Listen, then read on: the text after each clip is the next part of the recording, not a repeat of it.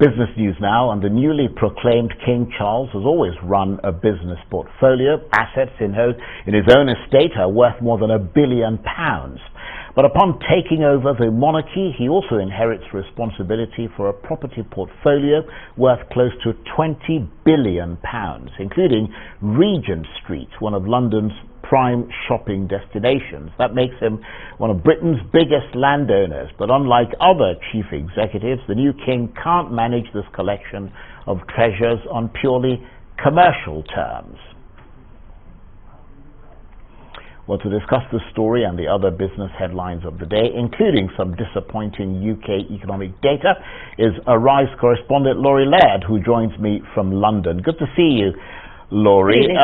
Of the many things falling to King Charles is the management of a very large property portfolio. Tell us about the Crown Estate.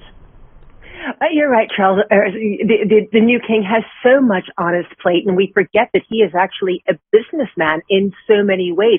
Let's start with the Crown Estate, but the royal assets fall into a number of different buckets, if you will. The Crown Estate is the biggest one by far. It holds assets worth about 16 billion pounds sterling. Most of that is in land, but some of it is in other financial investments, securities, and that sort of thing.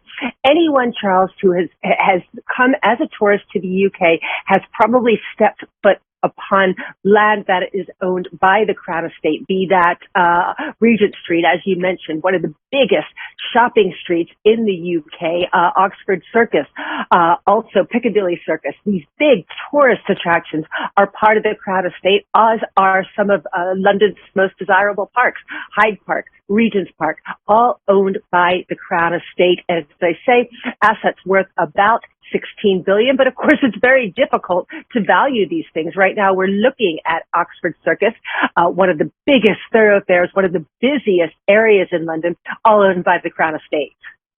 And of course that's not the only collection of assets held by the royal family, Laurie.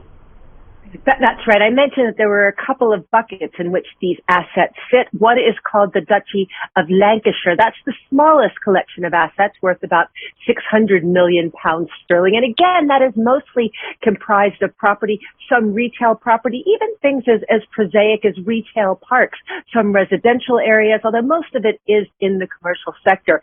The other bucket, if you will, is called the Duchy of Cornwall. Now, this is a much bigger proposition, worth about £1 billion sterling, and this was, to a certain extent, the new king's, a lot of his pet projects, a lot of the things that he felt very strongly about were contained in this area. One was called Poundbury, and I hope we could show you a picture of that. It is a residential area in the west of England, and it was built with King Charles, really getting involved in the architecture there. He has been such a spokesman against modern architecture, and he tried to develop a residential and commercial area in keeping with more traditional English architecture. Now that stays in the Duchy of Cornwall, which is and here we go, we can see some images of Poundbury in front of us. This is a fairly new development, although you can see that some of the buildings are more in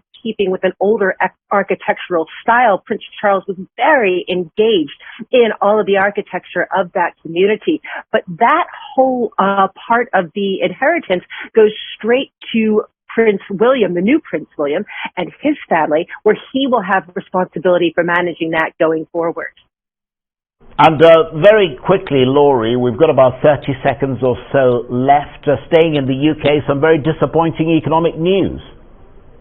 That's right. We had a tiny growth in GDP in the month of July, not as much of a rebound from a desperate fall that we saw in June. And the fear is that the UK could slide into recession in the third quarter.